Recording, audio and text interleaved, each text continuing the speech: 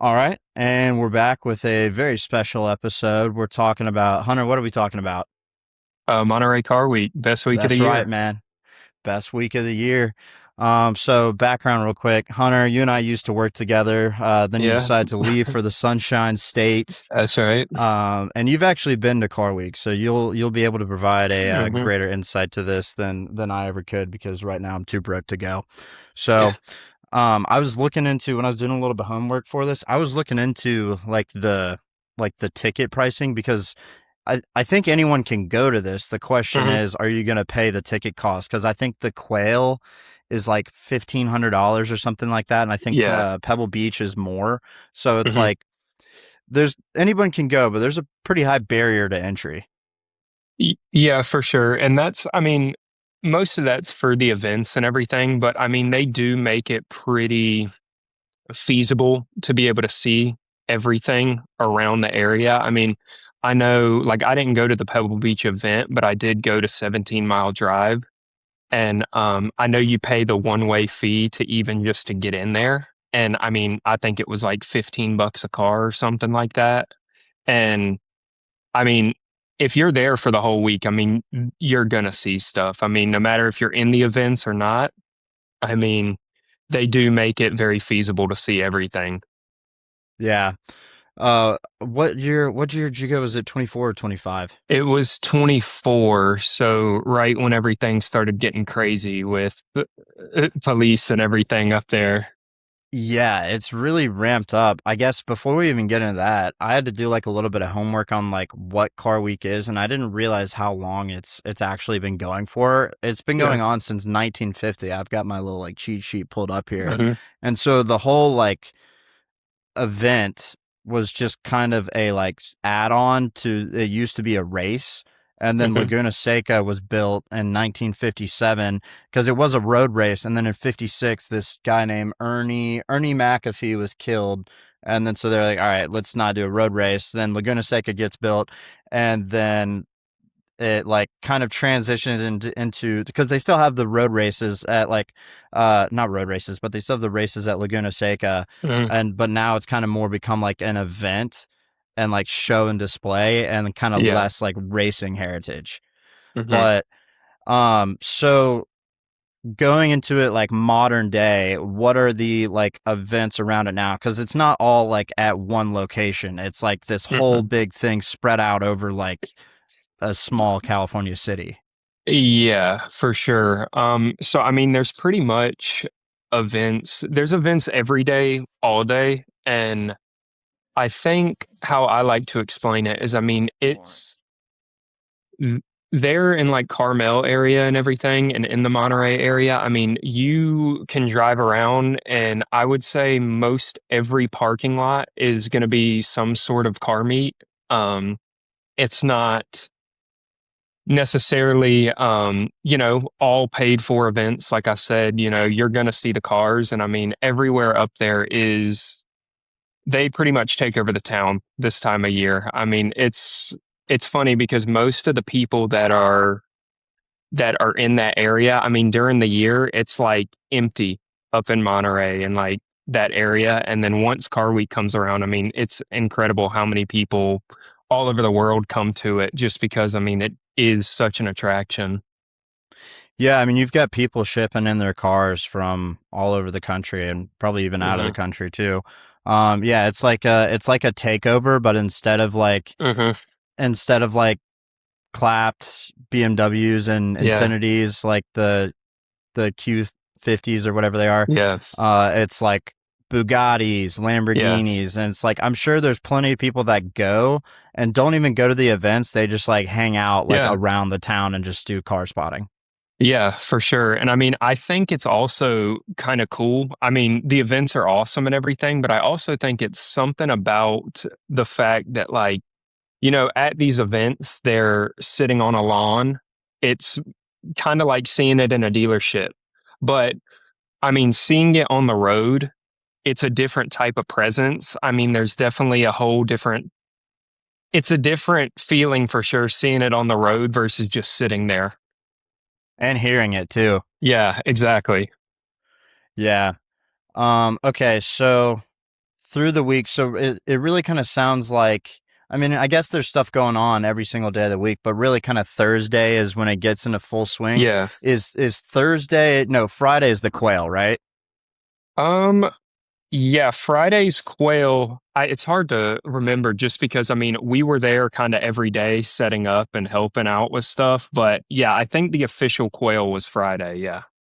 So what, like, walk me through, I mean, I know you kind of had to work the event, but like you still got to Yeah. walk around and like look at stuff. Yeah. So Yeah. like what's it actually like being at the Quail, which is like it's called like the Quail Lodge at like hmm something is like the Yeah. full name, and it's kind of like your, is it a yard or is it like part of like a golf course that all these It's a, cars are parked on? yeah, it's a golf course. Okay. It's kind of, I, I believe we were at Spanish Bay is the name. Um, and yeah, so it's pretty crazy because I mean, this is just kind of a regular golf course throughout the year. And then, I mean, you're standing there and I mean, you're seeing, like Koenigseggs and stuff come down the cart path, which just to pull on the golf course. So I mean, it is pretty crazy. And I mean, the Quail is one spot, but I mean, I know when we were there throughout the week, I mean, just around the area that our hotel was in, I mean, there were different parts of the golf course that were hosting different events, like and stuff. So I mean, I remember pretty it was pretty crazy. We woke up one morning and we went out and our back patio kind of led onto the golf course. And I mean, I remember we looked out there and I remember seeing a Storado in the bunker of the golf course. And I mean, we woke up to that like first day and I was like, okay, that's pretty cool. It's like, yeah, this is real. Yeah. When you're walking around though, is it just like, I mean, not only are you surrounded by like these multi-million dollar cars, but is it just like all of the like influencers and all of the manufacturers and the CEOs? And is it like all like is it just like super duper fancy high class people, like all and influencers all trying to film stuff? Or like what does it feel like when you're actually kind of walking around looking at stuff? Is it like pretty kind of like low key? Is it like high Mm, energy? the events themselves are pretty classy. They're pretty much best behavior at the events. It's more outside of the events where it gets really like more like a car meet and like um I would say a lot more like rowdy and a lot more like car spotters and stuff like that. But the events are pretty, I would say, pretty classy. It's definitely it's definitely crazy being around like all the CEOs and stuff because I mean you'll just kind of be sitting there and you don't know who's really next to you unless you know. I remember we were sitting there waiting for Quail to even start, and I think we were getting breakfast at the time, and I mean we were sitting at a table. It was me and a couple other people, and I remember we were sitting there, and I heard a chair pull out behind us, and Horatio Pagani sat down right behind us, and it was just one of those things where you're like, it's a classy event, but you almost, that's one of those things where you kind of got to play it cool, but you don't want to. But Yeah. It's like, oh, okay, well, Horatio Pagani is right behind me. I would Mhm. love to go talk to him, but Yeah, like you gotta be classy, and it's but I like belong here. you kind of I just gotta can't. belong here. Yeah, Yeah, I belong exactly. here. Yeah, did it kind of feel like almost like imposter syndrome? It's like I like what am I doing here? Yeah, yeah, you definitely get moments like that throughout the week, and I mean, it's definitely one of those things where I think like you get that at first, but then you really start to see how down to earth those people are. And as much as it seems like there's a stigma there, I mean, these people are just, I know it sounds cheesy, but I mean, they are just regular people. I mean, they've just done pretty cool stuff. And I mean, at the end of the day, everybody there is for the same reason. We're all into cars. And so we all have that in common. And I think it's just, there's definitely that imposter syndrome at first, but I think as you are there more and more, it kind of starts to go away a little bit. But Yeah. Well, so how has Car Week kind of changed in the recent couple years? Because I mean, it's been going on for forever, but now there's this kind of recent, I guess, kind of almost like a stigma against it. I guess it's drawing in more and more people than it ever has before, and Yeah. it sounds like some of the smaller city or like the area around it. Some of the residents hate it. Some of the residents like it. I'm sure a lot of the businesses like it because these are small Yeah. towns and they kind of lean on this huge influx of people to help get them a bunch of money for the week of the event. But what's happened recently that's kind of caused like some people to be like kind of have mixed emotions about it? I mean, I just think I don't really see any of it going away. I'll say that. I think a lot of it, I mean, nowadays, it's social media. I mean, Yeah, I mean, you see Instagram too. Everybody's a car spotter now and everything. yeah, So, I mean, especially out in Cali, I mean, that's just a different sort of scene for car scene too. And I think it's just like anything else. I mean, it's just now with social media and everything, it's just drawing more attention. And I think unless they put some sort of thing in place where it limits access for people, which I don't think they should do, I don't see it getting any smaller anytime soon. I only see it getting bigger. And yeah. I don't I don't think it's I don't necessarily see it as a bad thing. I mean, I think there is kind of a limit of what needs to be going on. I think it does need to stay kind of on the classier side and like we're here to actually respect like automotives and stuff like that. But I mean, you know, it's hard to put a ban in place for stuff like that for car meets and stuff like that, especially around that time of year. Yeah. It's like how do you regulate that? It's like Yeah. if you drive a BMW M4 or Hmm. anything below that, you're banned. So it's like, well, Yeah. what's the entry level like a Lotus Exactly. Exige or S or something? Yeah. Like where do you and how do you regulate that, right? I mean, obviously you want to Oh, keep like the broccoli boys out of there. yeah. Um and I don't know. I'm sure there are like some people that go there, but you're not going to have like the takeover crowd from like I don't know random places around the country show up there. And I'm sure maybe you'll have some people from LA driving up there that really aren't supposed to be there. Hmm. But yeah, I mean, I know they've started policing it kind of Yeah. more heavily and like they've tried like state refing people to Hmm. like try to discourage people that shouldn't be there. But yeah, I've seen some stuff on Instagram. I'm sure you have too, where it sounds like they're still trying to figure out how to keep it under control. Well, and it's what's funny to me is like, yeah, they can police it, and like people, like, yeah, people doing stupid stuff. Like, yeah, I mean, obviously, it's like we're we're still on the roads, like just because it's like all these events and everything, it doesn't change the rules of the road really. But at the same time, it's like, I mean, we're gonna police all these cars and everything that are coming through there, but it's like, I mean, half of the stuff up there isn't street legal. And so it's like, I mean, we're going to police the M4s and everything, but I mean, most of the stuff on the road up there shouldn't be on the road. Yeah, and then like I know some of the like I know the police will like do police escorts for some of the cars that are like Yeah. so rare that like or they're not street legal but like have to be driven on the street or whatever to Hmm. get to the event. So like Yeah. clearly the police are willing to like play ball with like actual Hmm. event organizers and like showcased cars. But it's got to be I mean it's a really difficult position for them to figure out like just to coordinate, with the event and then also deal with people that are there that probably shouldn't be there and Hmm. yeah it's a lot of stuff. Yeah. um going back to the quail, so is it like in an award show? Because I know you have to like submit a car to the Quail, and then they have to Hmm. like review it, and they'd be like, okay, yeah, we'll accept your car, we'll put it on display or Hmm. whatever.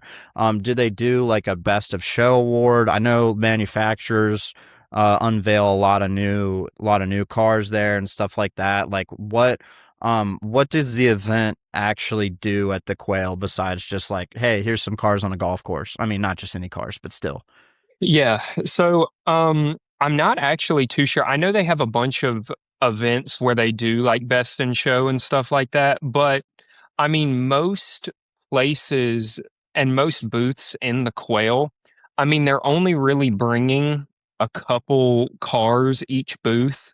Um, like, I mean, I know Pagani, I mean, they would bring I mean, they obviously bring whatever's new, but then they also bring some sort of like crazy, they'll bring some crazy Zonda or something that's on the golf course as well. So, I mean, really, I think it's more, I would call the Quail more of like an unveiling more than anything. I think it's a lot of, Okay. I think it's just a big event for like everybody to see what's new. And I think they just get first looks at everything. Yeah. Um, should we go into what got revealed this year? Yeah, there was a lot. Um, oh, dude, yeah, there's the good stuff. I kind of picked out the highlights. I didn't go through like every single one. Yeah. Like I think like Lucid unveiled something. I wasn't really planning to talk about that because I Yeah. just I don't really care all that much. Um, so this wasn't revealed at the Quail, but the Koenigsegg CCGT1. Hmm. Dude, I'm gonna pull up some photos of it on my phone real quick just so we can Yeah. like look through it as we're talking about it. Yeah. Um, so obviously it was based on the original CCGT, which was made for the GT1 racing circuit, which now isn't even around anymore. But Yeah. then the FIA regulation changed, and I think it was like you had to have like 30 production cars to race in the GT1, and then they changed it to like 300, or maybe I'm off. Maybe it was like 300 and then 600. I don't know, but they had to end up making a lot more of these cars in order to race it in GT1, and Koenigsegg just wasn't there like to do the production numbers at the time. And then so now this is kind of like like an homage to that. And I'm still trying to pull it up on my phone, but it's kind of like the CC850. Like it's an homage, but it looks. I mean, everything Koenigsegg makes looks beautiful. Hmm. Let's see, CCGT1. And it wasn't at the Quail, it was at the Koenigsegg house. So I don't Yep. know if they just rented out a house and they're like, hey, this is our event, we're unveiling it. I don't, but dude, this thing looks wicked. Oh, wait, whoops. I'm going to turn my volume down. Okay. Yeah, so it's similar drivetrain to the Yesco. But the crazy thing about it is instead of carbon fiber, it looks like carbon fiber, but it's something they developed called Yeah. Ghost Weave, and it's Yeah. like a ballistic, like Kevlar type weave material. I don't know. It's not carbon fiber, but it's like I think it's even lighter. Yeah. And it's got that huge wing on the back. You can get it with a pneumatic air jack system, which is just Yeah. insane. Yeah, I love the way this thing looks. What do you think? Yeah. I mean, I mean, I know people talk about reliability with Koenigsegg's and everything, but I mean, when you get to that level of car, I mean, I feel like it's just, I mean, there's always stuff that can improve, but I mean, Koenigsegg, I mean, the way they're moving and I mean, the way they're releasing cars and everything, I mean, I think I mean, that might be one of my favorites that did release. I think it's just, I don't know. I mean, I'd be interested to see what that car looks like. I hate I wasn't there this year just because I want to see that car in person because I feel like Yeah, the pictures don't even do it justice. Like with that carbon and everything, I would yeah. be interested to see how it actually looked in person. It's I mean, yeah, no, I agree. Um, they're saying they're doing 70 cars. They Yeah. didn't disclose the price, obviously, but I'm assuming it's probably somewhere around $4 million. My Um, guess would going to be 4.5. So yeah, we're right on the same. yeah. I wonder how long it's going to be before we see one hit the market for sale. The price probably won't even be publicly disclosed. I Yeah. wonder if they're going to auction one off at some point. But yeah, I'd guess. I mean, immediately as soon as those things are on the street, you're going to see them probably try to resell for like 6 mil or something like that. Oh, 100%. Yeah. And then what did they reveal last year? Was it the Yesco attack? I can't remember last year. They always do I'm something each year. Yeah, yeah. I know when I was there, I feel like they did a Yesco. I don't remember Yeah. which one it was, but I do think they did a Yesco when I was there. But I can't remember what they did last year. Yeah. Um. Oh, my roommate just tried to walk in. That's what that was. Okay. All right. We'll keep going. Oh yeah. Real quick. One last thing on this one. I know. Yeah. Like some people. We've seen some people talk about the reliability. I'm not going to call anyone out, but like some Yeah, people have had some issues with some of the newer ones, and it's like I understand the frustration. When you're buying a car that's like millions of dollars. But yeah, I mean, at the same time, I forgot who I heard say this, but it's so this isn't my like original thought, but I'm going to repeat it because I think it makes a lot of sense. It's like Christian von Koenig or not? What's his name? Christian. I'm going to sound stupid. Is it Christian von Koenigsegg? No. yeah, What's his name? That's it. Okay. yeah. I'm gonna sound stupid. Anyway, he's still around. Like he Hmm. is the inventor of the car and the starter of the company, and it's like buying a car from Enzo Ferrari, or like Yeah, same thing with Horatio Pagani. Like yeah. it's you're buying a car from the guy who Hmm. invented it, and it's still around. And they develop all of their own stuff in house, like they Yeah, have a team of engineers dedicated to hand building their stuff and like making it uniquely their own. They're not like yeah, pulling parts from other stuff and incorporating it into theirs. Everything in the car is theirs, which yeah. is And insane. So of course you're going to have like some problems every once in a while. yeah. And I mean, what I think too, the biggest thing with that is like you said, I mean, the owners are still around. And I think one of the main things is that I've seen is that with Horatio and with Christian, it's I've seen when people like spec their cars and get their cars, I've seen that they're at delivery. Yeah. Like the CEOs are there at delivery. Like I mean, and it's like it's more of like they're treating it, yeah, it's $4 million car, right? I mean, but at the same time, it's like it seems like I obviously don't have one, but it seems like it's more of a family oriented thing with them. Like, I mean, you bought a car from us. I mean, you are a part of our family now. It's not Right. just like we're, you ordered the car, we have your money, you get it, and now you're on your own with it. I mean, it seems like they work well with their customers. Right, and in a perfect example of that are like the Ghost Squadron events that the Hmm. Koenigsegg owners have, where they get a lot of the owners, and they go for a drive or do whatever. I think maybe they had a Ghost Squadron tour leading into Car Week, and that just sounds sick. Yeah, hey, by Koenigsegg, come on the Ghost Squadron tour with us. Yeah. It's like, well, that sounds sick. Yeah. Yeah, Koenigsegg's super cool. I'm really glad they're around. Hmm. My dream car for a while was the Agera R. Yeah. Love the look of that car. I think it's prettier than the Yesco. I'll admit it. I Yeah. like the way that looks more than the Yesco. All right, we'll keep moving. Another new one, the Revuelto SV. We kind of all expected that. Yep. Naturally, that was going to be the next step. They're making 1,963 cars as a homage to something to do with Lamborghini in 1963, some sort of heritage callback. 1,050 horsepower, 1,051 pound-feet of torque. It's a hybrid. So it's a little bit juiced up of the Revuelto, but I think all of that's coming from more power that they're getting out of the battery. So it's not, and I'm sure maybe they're tuning it a little bit differently, but I mean, still though, I mean, you're buying the SV. but you're only getting a 50 horsepower increase. And I know you get the wing and you get the arrow, and we'll put Yes. photos of it on this when I'm Yeah. editing it. But I mean, I don't know. I think it looks good. I'm never. We've seen Revueltos in person, and I'm still just not totally sold on them. I like them more than the Temerario. Yes. Yeah.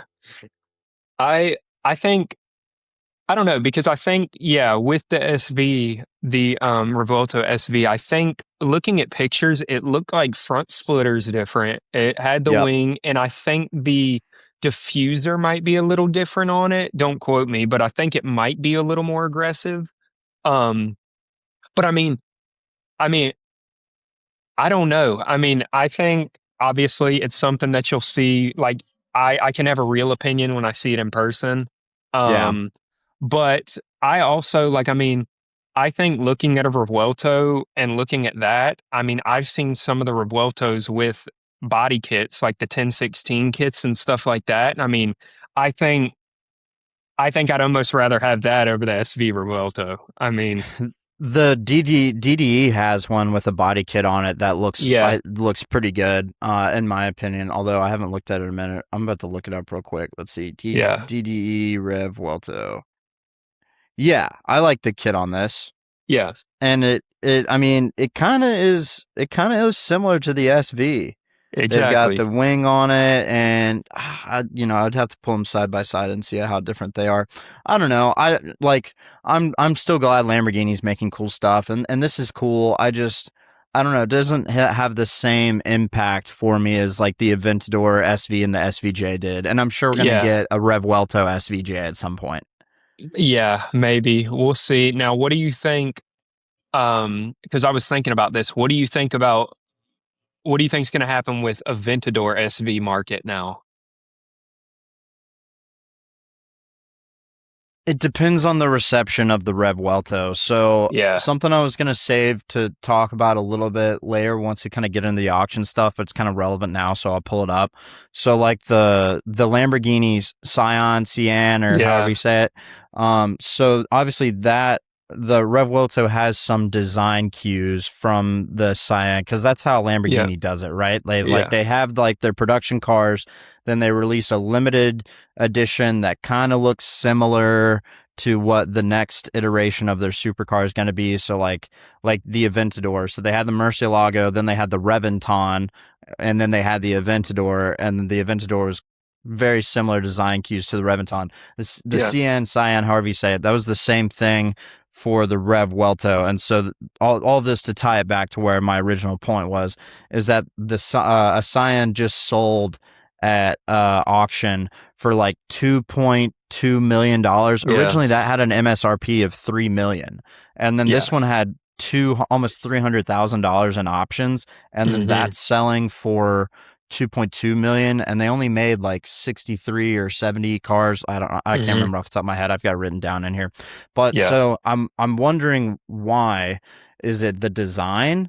Is it, I mean, because the limited edition kind of, one, not quite so one off, but the limited edition cars are still selling at very high values. And then you have this one that's below MSRP. And then, so I'm curious how that's going to reflect on the Rev Welto. yeah, Um, and it seems like the Rev Weltos are holding pretty strong. They're not having an SF90 like crash. yeah, Because it's still a V12. It still looks really good. It's still super fast.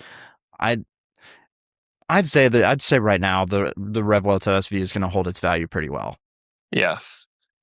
I would say so too, just because it's brand new. I think at the end of the day, I mean, I think no matter what, people are still gonna I mean, the noise is, and I know it has the noise, it has the V12 and everything, but I mean, I think the rawness of the Aventador, I think it's something people aren't ever going to really go away from, just because I feel like that has such, it's just a different driving experience. Like the hybrids and stuff are cool, they're fast, but like, I think the rawness of like the Aventador, the SV, the SVJ, it's like, I think it's something that's just never going to go away. I think it just is such a experience, I would say, with car community. Yeah. I think people. What I was trying to say was, I think people tend to stay with that kind of raw like Yeah. V12, and the hybrid makes a lot of sense from a Hmm. speed standpoint, Yeah. and from like a technological standpoint and from an economical standpoint. But the SF90 is a really good example of that. Like the people that are spending high dollar money on those cars, they don't really want that, and they Exactly. want the rawness. So yeah, I'm curious to see. I think the Aventadors will probably hold value better long Hmm. term than the Revueltos. Um, but yeah, I don't know. That's my thoughts on that. Yeah. I mean, we'll see. We'll see. All right, let's get into the next one. McLaren MCL 6 GT, Perfect. manual McLaren. Perfect. It's the first manual McLaren since the F1. Yeah. So like Yeah. what, 30 years, 35 years, Yep. 30 years? We know it has a manual and it's a V8, Hmm. and that's about it. Yeah. Probably similar drivetrain to what's in the 750S, if I had to guess. Yeah, probably. I think cosmetically that Oh, car is incredible. I mean, that I don't know. I mean, I when I first saw the pictures, I mean, cosmetically, like the interior, the shifter, I mean, everything they did to that car is, I think, perfection. I'm pulling up photos because I Yeah. absolutely agree. Oh my gosh, dude, the body lines look Yeah. so good. The headlights, I Hmm. know they're like kind of large, and like you can see the headlight runs down like past the hood line and then Yeah. dips into the bumper a little bit. I don't know. I like it. The rear though, Yeah. the wheels, I hope they have some different wheels. I'm not totally sold on Yep. those, but they're not ugly. I'm just not a huge fan. The rear looks beautiful. Yeah. I love that design. Yeah, and then you've got like the exposed linkage on the shifter. Well, I'd say like semi-exposed. It's not full like Pagani like linkage, Yeah. but it looks kind of similar. That looks cool. Yeah, I mean, McLaren knows how to make just such a good-looking car. I don't know why I was even surprised to like think like, oh wow, I really like the way this thing looks, because I Yeah. like pretty much how all of their Yeah. cars look, and this is no exception. Um, they're doing, let's see how many I gotta use. Okay, I don't think I know how many cars they're doing on this, but it's supposed to be a pretty limited production run. I think it's not gonna be like, I almost want to say mass produced, but that's not quite right. Yeah. It's not gonna be largely produced like the 750S. Yeah. I really hope we'll get to see one of these in person. Yeah, what people are saying is that I think they're saying it's only about 100 produced total. Okay. So we'll see. Um, but yeah, I mean, I don't know. I mean, I think it looks very like I don't know. I think it looks very like Le Mans car esque. I don't know. It just like the front I end and see it. everything, like the Yep. headlights and everything. I think it's the headlights that do it, but I think it's something about those that just look very like race car. I don't know. Yeah. I know what you mean. I agree. I'm a fan. Yeah. I'm a huge fan, actually. All right, we'll keep going. Porsche brought back the slant nose, Yep. kind of.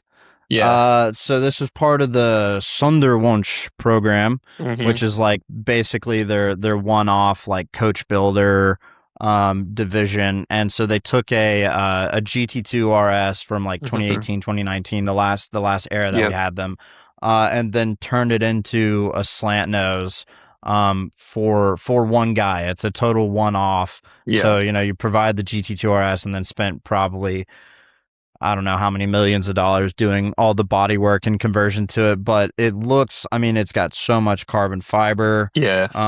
Let's see. I'm going to try to pull up some photos of it. I Yeah. can't spell. It has like the aero disc wheels in the rear. Yeah, I wonder if they like did some stuff with Manthe for that one, or just pulled some Y- stuff Yeah. from, yeah. Um I mean, I love the slant nose stuff, and the market loves those too. I mean, this is a one-off, so we're not gonna Yeah. like see this thing Yeah. probably hit the market ever. No. No. Maybe when we're old and gray at some point, we'll see this thing and it'll be sold for how many untold millions of dollars. But I mean, very cool one-off build. I like Yeah. it. The GT2 RS is an absolute weapon. I'm just curious if hmm this thing is actually going to get driven or if it's going to sit in a garage. Man, I hope it gets driven. I Yeah, really it's do. really cool. Okay. Keep moving forward. The Yeah. Gordon Murray S1, which is basically a modern day F1. F1. Yeah. Yeah.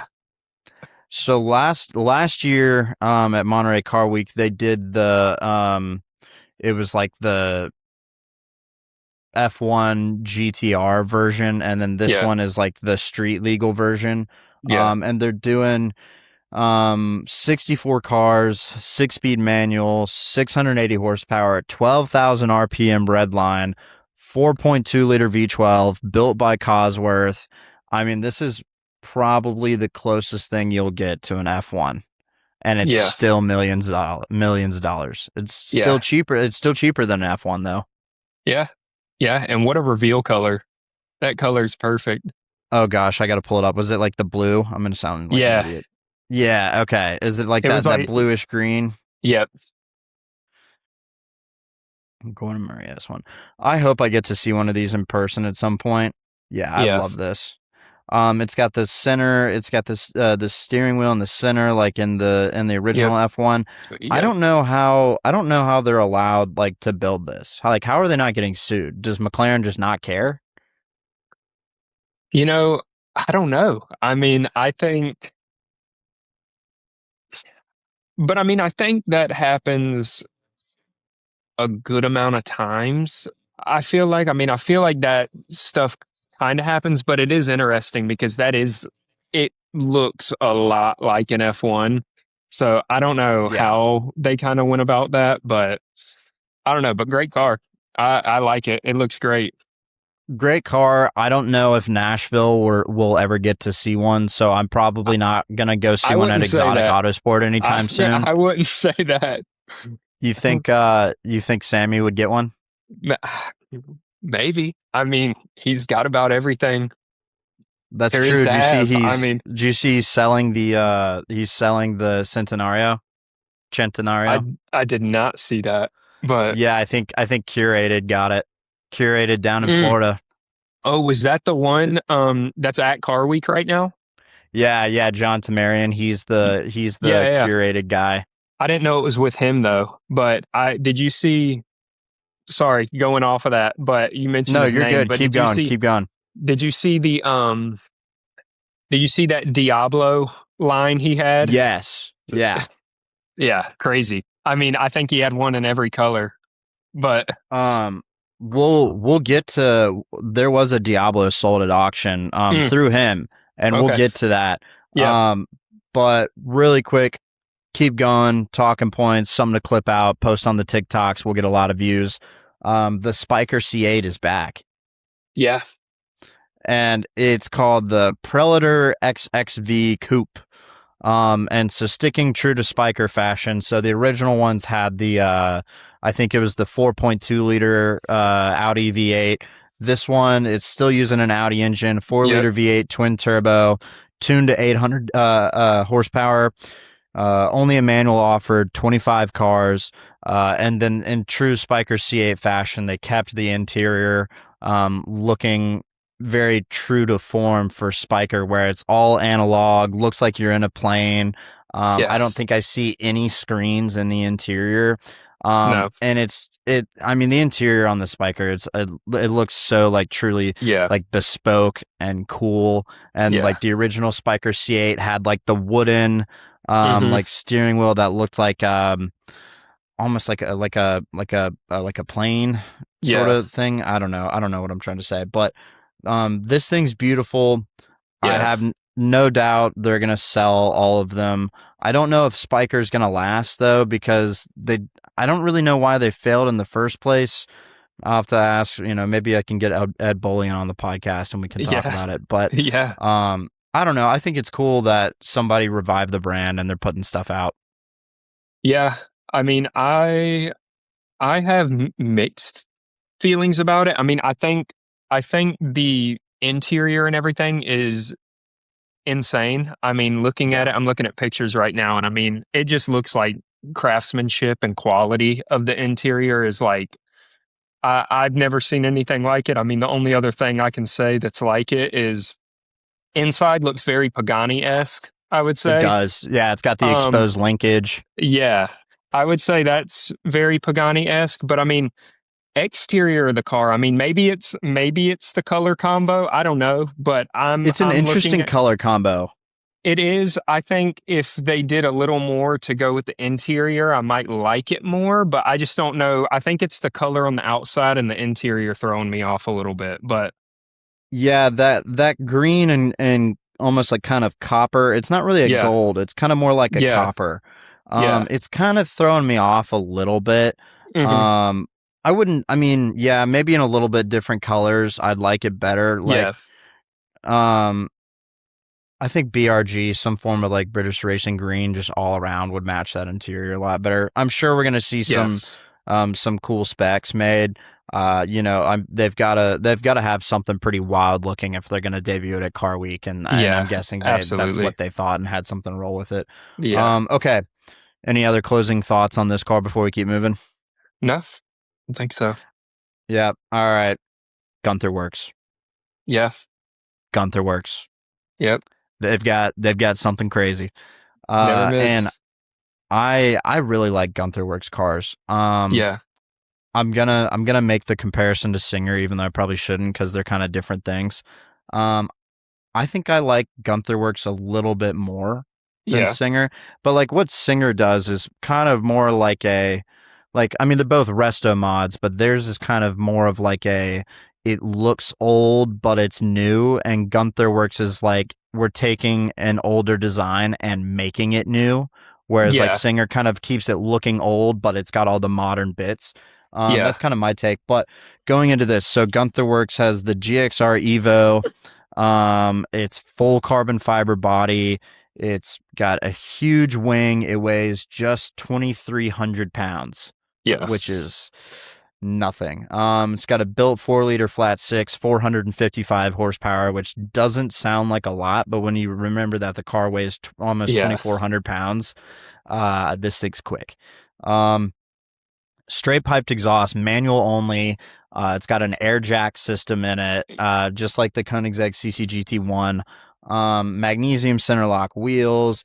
It doesn't have a rear view mirror because, well, it does, but the whole back windscreen is taken up by that shark fin, and so they gave it like a digital rear view mirror. So I guess they've got a Yeah. camera on the back, Yeah. which is pretty cool. And then here's something we'll find interesting. It comes with a bespoke racing simulator for each purchase, made out of aluminum and carbon fiber. And then they have a steering wheel for the racing sim that is like supposed to be basically the same version of what's in the car, which is pretty interesting. Yeah. I think, I don't know. I think anytime you can, like, I'm big into racing. I'm a big race car guy. So like I think anytime you can make a car look like a race car, it's the coolest thing to me. So I think the fact that it's basically, I don't want to do it disjustice because it is what it is, but like I think when you take a 993 and you make it look like a race car, a cup car, I Yeah. mean, that's sick. That's sick. I think probably 993s were my favorite Yeah. of the air cooled Porsches too. Yeah, they're doing 15 cars of this. I find it interesting that they're doing a racing simulator build. Like I wonder, I mean, because we used to work in this industry, so I Yeah. wonder who they're doing for the parts. I mean, it says bespoke, so I'm sure the chassis and all that stuff. I mean, I'm sure they had people cutting it out of Yeah. aluminum and fiber. I mean, not fiberglass, carbon fiber. But like, I mean, you got to have a wheelbase. I'm sure Yeah. Gunther Works probably isn't spending a bunch of money to develop their own wheelbase and Well, peripherals. Who are they using for that? but So we used to work in this industry, so naturally that kind of draws my interest. I'm like, I wonder what they're building this out of, the racing sim. but also, I mean, how I look at it too is, I mean, you said there was only 15. So I think for 15, I don't think it'd be something, I wouldn't put it past Guntherworks to develop something of their own for 15 units. But um, yeah, I mean, we'll see. I mean, it'll be interesting if that can be shown at some point when they do start getting those out. I'm really curious to see what the racing sim looks like. And also, I mean, if they're marketing this whole idea of having the racing sim as a way to prep yourself for tracking this Yeah. car, but like obviously somebody is going to have to go in a software and make that Yeah. car to drive. And if Guntherworks is doing it, maybe they're going to partner with iRacing and we could see the car on there. But like Yes. I'm sure if it, I mean, there's 15 of these cars, everything's bespoke. It's not going to be somebody just making a mod on a Assetto Corsa and putting it in there. No. It's got to be higher developed than that. Well, and that's the thing too, is I mean, there's so much software out there. I mean, you even look at like F1 teams and everything, and I mean how they It's true. basically simulate the exact car. And I mean, it's yeah, iRacing's great and everything, but I mean, you're not getting to like McLaren HQ or something like that. I mean, they're top of the line. So I mean, it's like it will be interesting because I wonder if it's almost like could be a third party company, could be iRacing. It'll be interesting to see who's developing and actually laser scanning because I mean, I know there's other people out there that definitely probably have the ability to laser scan stuff like that and get it in a software. But it is interesting to kind of think about what software they'd be using. Because I mean, I Yeah. feel like as much as they'd want the cars, they'd also want tracks laser scanned as well. So, Yeah, no, I totally agree. I just hope we get to. I'm obviously I'd want to see the car at some point. yeah, And I've 100%. seen they have a couple of Gunther Works Porsches Yeah. on display at 111, and seeing those in Yep. person and seeing how well those are crafted was Yeah. uh, just something else. So I have Yeah. no doubt this thing will be similar. So all right. Getting into the next one, I'm skipping the one that I have right here. I'm gonna talk about the Aston Martin Valen. So Yes. there's okay, so we had the Valor, the Yes. Valiant, and now we have the Valen. And there was a Victor, and the Victor was built on, I didn't know this. I had to look this up. The Victor was built on the 177, and it was like and that one looks insane. But so I really liked the look of the Valor. I think I like the Valor a little bit more I than the was Valen. I was gonna say that too. I think I'm a Yeah. bigger fan of the Valor too. The Valen doesn't look bad. No. It's not. None of these are bad looking cars. I No. really like the way this one looks. I think the Valor looked a little bit cooler. It had like this kind of like modern, kind of like a modern muscle car type of Yeah. vibe, because you know in the 70s Aston Martin had the Vantage that kind Yeah. of looked like a Mustang, and this Yeah. kind of looks like an homage to that. The Valor kind of looked like an homage to that, and it had that kind of duckbill like Yeah. fitted into the trunk. I liked that. And then the shape of the headlights, you've just got the big like Yeah. circular headlights kind of mounted down low and almost that kind of like slant nose look. I really, and the Valen kind of looks like a more modern version of the Valor, if that Yeah. makes sense. No, Like that's what much I more thought kind when of I saw it. futuristic. Yeah. I still like the way this thing looks. I'd have to see it in person. But it's built on the Vanquish chassis, 5.2 liter twin turbo V12, 838 horsepower, 150 cars, starting at $2 million. I mean, Yeah. Uh, I mean, you can do that when you are the market. They are the market yeah. for it. So, People are gonna buy it. The Valor yeah. sold out. Yep. Gordon Ramsay bought a Valor. All right, we'll keep moving. All right, had a little bit of an audio problem, but we're still talking about the Valen real quick. I mean, sounds like we've said everything is to say. It looks great. People are gonna buy it. Aston makes heaters. Yeah. Yeah. Nothing else. On this one, we'll talk about this one real quick. The Ferrari CZ26. It's based on an SF90. And it's a one-off for a client, so kind of similar to that the Porsche, the GT2 Slantnose. I didn't think the SF90 looked bad at all. I thought it was a great looking car, and you could spec them really well too. So that's why I'm surprised they're so cheap. I really like the way this looks too. Yeah, I mean, I think I don't know. I mean, I do think I like the SF90 a little more, just looks wise, but I mean, I think it's the front end. I think the rear looks great and everything. I think the front end throws me off a little bit, but um, I mean, again, I think it's one of those things where I'd have to see it in person to have a real opinion, just because Yeah. I try to give these cars the benefit of the doubt until I see them in person, because I've had that happen where it just changes my whole perspective on a car. So, Yep. We're never gonna see it in person. It's a one no, off. no, It's going in a garage. yeah, Okay. I am running out of time, so we're gonna like straight line and go through some of these. The Louis Vuitton Singer. yeah, I know you like some LV. yeah, I know you got some thoughts about this one. yeah. I mean, I don't know. I mean, I think everything about the car is perfect. I mean, I think it's more of an art piece than anything. I mean, with I it being agree. that, but I mean, I don't know. I'm not typically a fan of cars that are like that. I think it kind of defeats the purpose of the car, but I don't know. Something about that is like, I don't know. It's great to me. I think it's just pretty perfect. I like everything about it. So they're doing two cars, the classic, which is just kind of like a regular 964, and then the classic turbo, so a 964 turbo. Yeah. And then they've got like a dash clock, which is like a adaptation. They call it the tambour, probably mispronounced that. But it's like the Louis Vuitton tambour watch Hmm. adapted to the clock for this car. And the turbo comes with a made to measure custom fitting silk suit, driving gloves, sneakers, sunglasses, and a helmet. All Louis Vuitton. There's luggage too. You can see it in the video in the front, Yep. with a custom suitcase specifically fitted to the front trunk, and you can see that.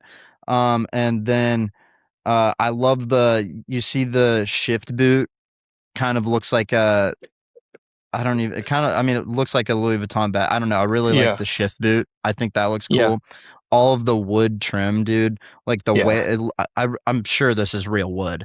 All of the whale Yeah. tail with the wood trim elements. Um, this thing is a museum piece. It's an Hmm. art piece. 100%. I mean, it Everything. really is beautiful.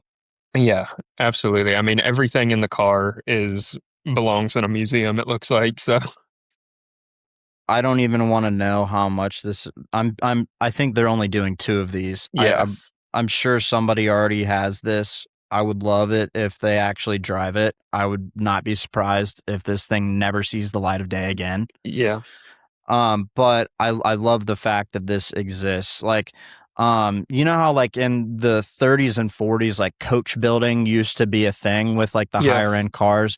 So Hmm. you'd go in and you'd meet with them, and then they'd build it out to your specifications. And like some people try to argue that that's kind of dead today. It's totally not. No. You just have to spend an untold amount of money Yeah. to do it.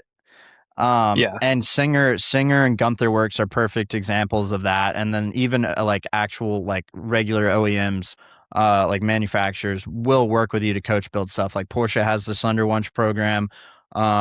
Ferrari has the tailor-made program. Yep. That's kind of their coach build thing. And yeah, that's all I have to say about that. Yeah. Um, ready to keep moving on? Yep. I'm gonna fast forward over a couple just for the sake of time. We got to talk about the new Bugatti though. Yep.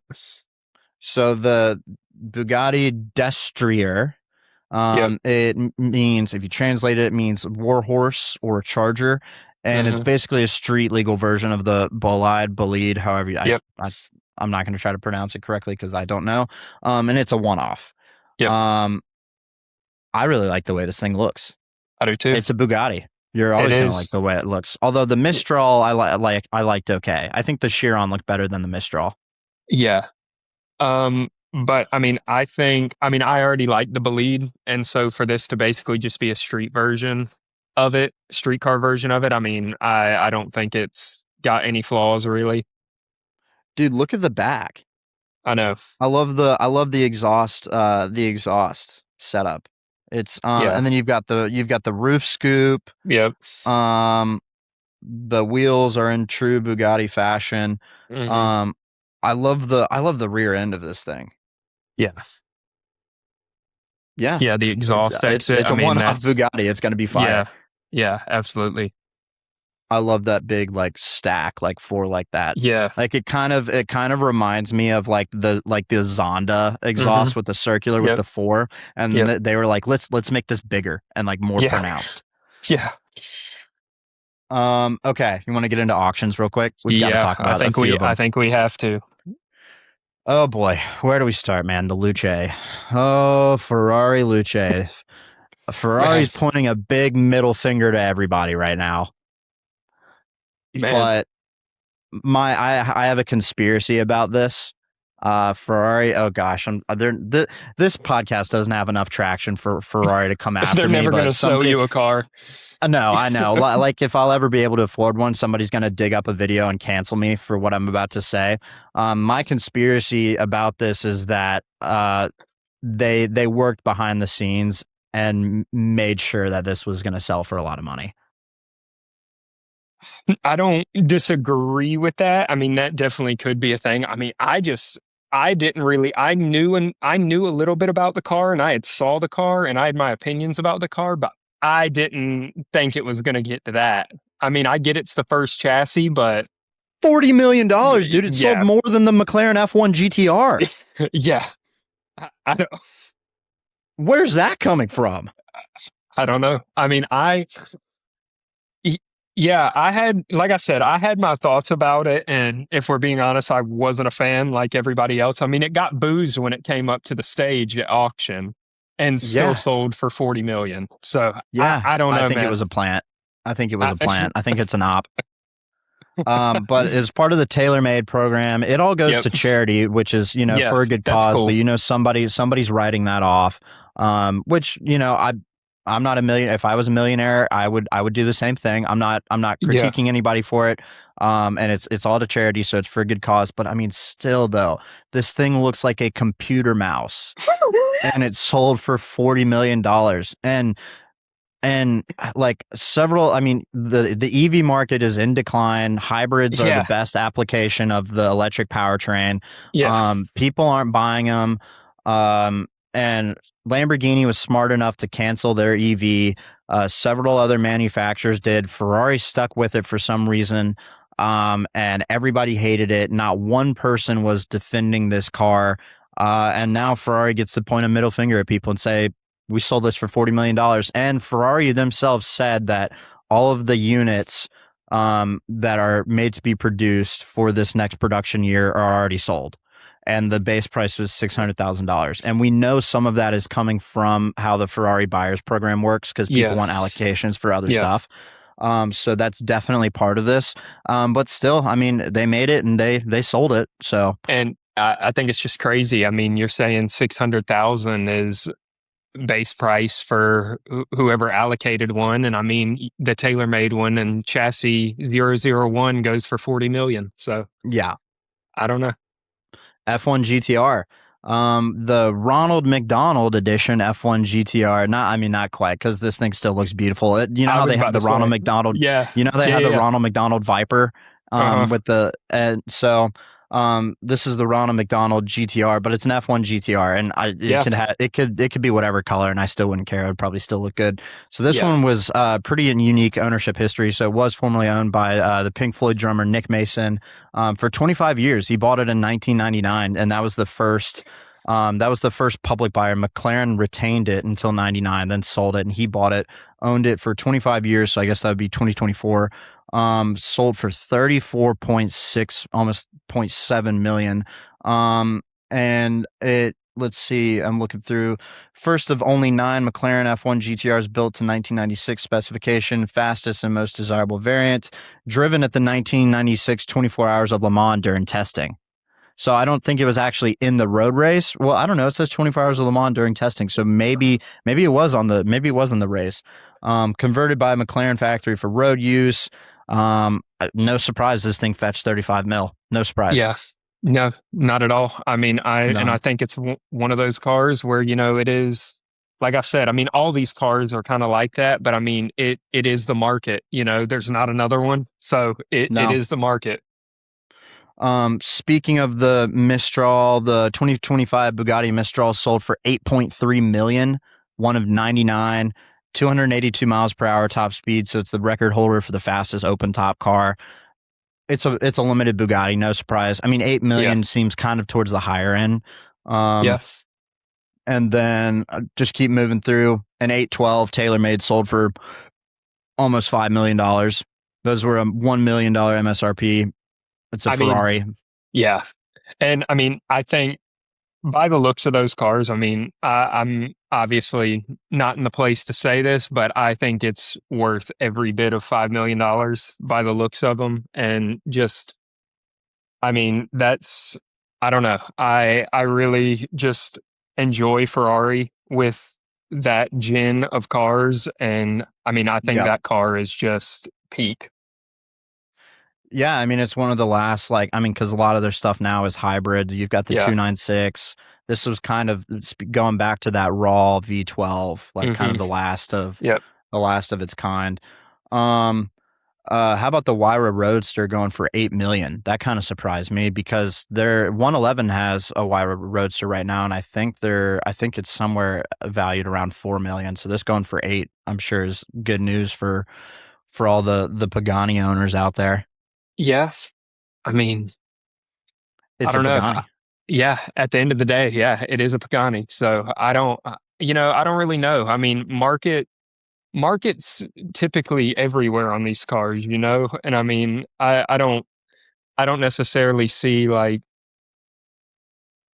I see that like, one will go for 4 million, another will go for 8, but at the end of the day, it's like, I mean, it's a Pagani. So I don't really know how you set a market on it. Whatever they're willing to pay, man. It's Exactly. like art. Okay. Ferrari Daytona SP3 sold for 17.8 million. Yep. So LaFerrari base. So now going back to the raw stuff, 6.5 liter V12, 829 horsepower. But don't worry, Hunter. This has Apple CarPlay. Yep. It's got Yep. Apple CarPlay. So it's a daily driver. Yeah. I actually I forget what they were costing when they first came out to even get it Same. allocated, but I did get the privilege to see one actually on track, Ooh. which was pretty cool. When we were at Miami F1, they did a Ferrari program where they just brought a bunch of people out, and I mean, it was lofts, it was 812s, um, it was like GTV cars, but then I mean I think there were 2 cars out there and they had 2 SP3s that were going around the F1 circuit, so that was pretty wild to see. No surprise that it's sold. I mean, 17 million though. Yeah. And this wasn't so they had 599 and then one tailor-made car. This wasn't the tailor-made. It was just like one of the 599 Yeah. cars, and it sold for 17.8 million. I mean, that value Yeah. kind of surprises me a little bit, I but know. we already kind of talked about the Lamborghini Scion. I'm surprised that thing sold for under MSRP. Yeah, I me mean, too. it had options too, but it's the hybrid, man, and Yeah. maybe it just is a reflection of the people not wanting the hybridized cars as much. Yeah. But it still had the V12. I mean, we've already talked about that, but kind of Yeah. surprising. We got a lot of Ferrari that sold for 8.6. Oh yeah, and we'll talk about real quick the Murcielago. So this was going back to curated. So this was a curated car. John Tamarian over at We Are Curated is the Instagram handle. So they made 165 Murcielago SVs. This one sold for 3.14 million, and I was trying to look up comps for it. So this one was kind of special because it was one of a few that had the low wing, so it didn't have like the SV Yeah. true to fashion wing on the back. This one had the rare low wing option. I tried looking for comps. The last SV that I saw sold was just a regular SV, and that was like $700,000, and I'm sure they're probably over a million now. Yeah. And this definitely helps that evaluation. Yep. But dude, curated, if you just get bored, go look at their inventory. They have heat. I'm gonna try to make a trip over there, because Miami. it's only about 3 hours from me, and I'm gonna try to do it one weekend or something because Yep. they have the best of the best. Then we've got an F430 Scuderia selling for 1.3 million. Those things have skyrocketed in Yep. value. No surprise. What I did, I guess we'll end it in the auctions on this one. We've got a 2008 BMW M5, so it had the V10, Yep. 13,000 miles, 6-speed manual because the automatics were the SMG. The fact that Yep. they had the DCT existed at the same time, Hmm. and the automatic version was the SMG. They didn't put a DCT into it is crazy. And the SMG, everybody hates it. It sucks. It was the transmission of the E46 M3. People hated it. But $156,000. Yes. I think some of that's got to be auction hype, like heat of the moment. Yes. High dollar clients are there; they're just willing to spend more money. I Yeah. mean, because 13,000 miles for something from 2008 is still pretty new. Yeah, for sure. I mean, but I also, like, I mean, it's even hard to find, you know, like F chassis for that low of miles and everything. So, I mean, for that Yeah, car to have that low of miles, I mean, it is impressive. I don't know if it's $150,000 worth of impressive, but you know, no. Okay. Couple of like culture things to end it on. So Gabe's Aventador caught fire. yeah, I remember seeing the video where he like just got to car week and like had some sort of oil leak. yep, I think he's already put a video out on it. I haven't watched it, but then he said he took it to either a dealer or somebody nearby to work on it. Sounds like they fixed it, and then while they were testing it, it caught fire and burnt down. And we've seen that car. We saw it when it yeah, was black. yep, I wish he had kept it black. We saw it black. He changed it to the purple Liberty Walk. That kit yep. is insane. I hate that this thing burned down. I I hate it for know. Gabe too, because we know, like, we've met Gabe several times. Yeah, He's a really nice guy. yeah, Um, and I need to DM him at some point and try to have him on here. But I know he's in your state now. He was in Nashville. He moved down to yep. Florida, so now he's in your neck of the woods. Hate it for him. Nice car. I'm sure he's going to get an insurance payout, and something crazy is going to take its place. Yeah, for sure. And I mean, being that I think that was one of the I think it might have been one of or the only Liberty walked Aventador in the US. Oh, really? Yeah. I don't quote me on Not that, but anymore. yeah, well, yeah, not anymore.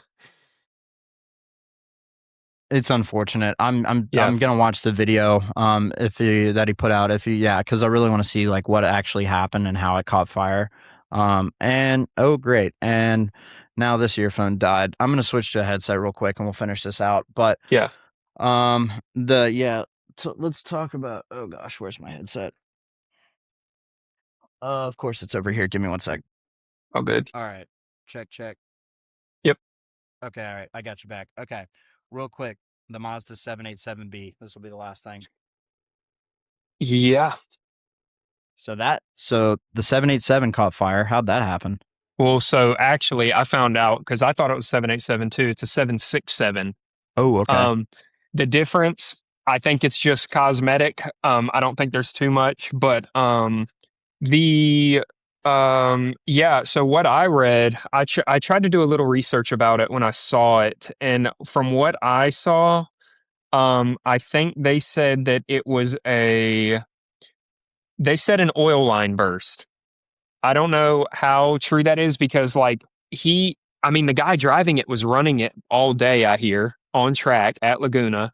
And then I think, like, right when they parked it, um, that's when it happened. I think it was just idling, but I mean, we know rotary engine. I mean, but that is tragic because I mean, that car is something special for sure.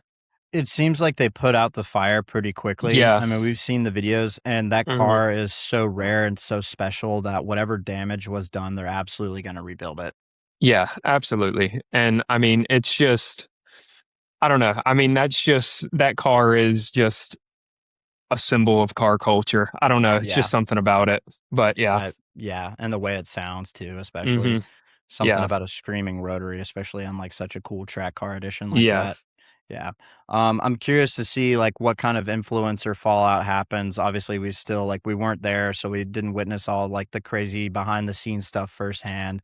Yeah. Maybe we've seen some stuff on Instagram, but I'm curious to see kind of what everybody's recap of the week looks like in all the different perspectives. Yeah, absolutely. I mean, it'll be you like you said, I think there was a lot behind the scenes we didn't see, but I mean, it seemed pretty I don't know. This year it seemed pretty classy and it seemed like everybody followed the rules better, so we'll see. We'll see. All right, cool. Any other closing thoughts? No. I mean, I think again, if you can attend Monterey, you don't have to go to the Quail, anything like that. But I think if you can attend it and I mean, at least see some of those cars on the road and just car culture out there is insane during this time of year. So I think if you can attend, do it for sure. Yep, I agree. All right. Well, Hunter, thanks for jumping on, man. Yes, sir. Thank you. Yep. All right. We'll catch y'all the next one. Alrighty.